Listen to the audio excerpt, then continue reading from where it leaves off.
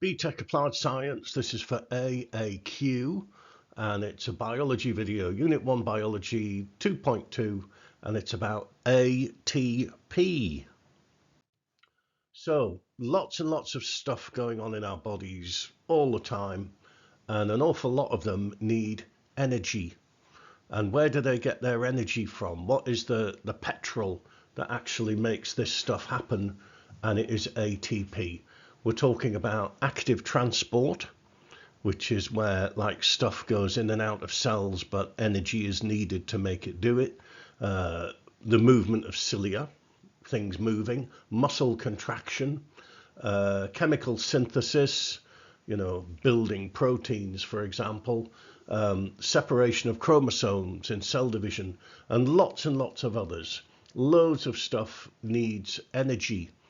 And the unit of currency, as far as energy goes, is ATP. Yes, this is the currency that our body uses as the little packets of energy that are needed to make things happen. Now, what is ATP? It's adenosine triphosphate.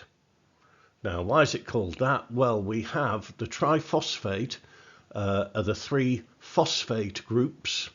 I wouldn't bother too much about the top left diagram. The bottom right diagram is what we need. So you've got three phosphate groups. You've got a sugar, a ribose sugar. We know what ribose is, don't we? And then you've got this group adenine, which has lots and lots of nitrogen in it. So it's adenosine triphosphate, and that's the molecule there. Now, what happens if something needs energy?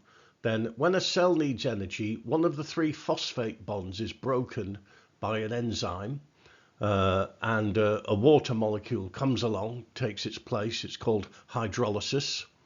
And we end up with ADP, which is adenosine diphosphate. So we go from ATP to ADP, so triphosphate to diphosphate. And then this phosphate group carries lots of chemical energy, and that will go on and do something. It'll combine with something which creates the energy needed to do something. That process is phosphorylation. For example, I mentioned before active transport.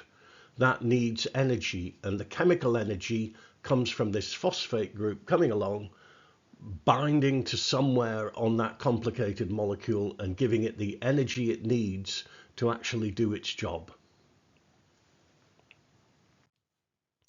What happens next is you've got your ADP floating around.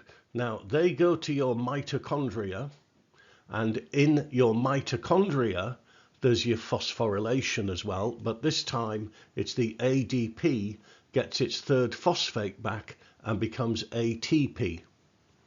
And the chemical reaction which enables that to happen, you've got your glucose and your oxygen go in, and then your ATP comes out, and then you've got carbon dioxide and water, the waste products of that particular reaction.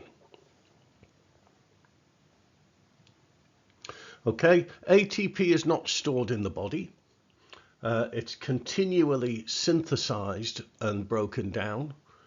And something I read, which I thought was really interesting, an average person processes about 50 kilograms of ATP every day.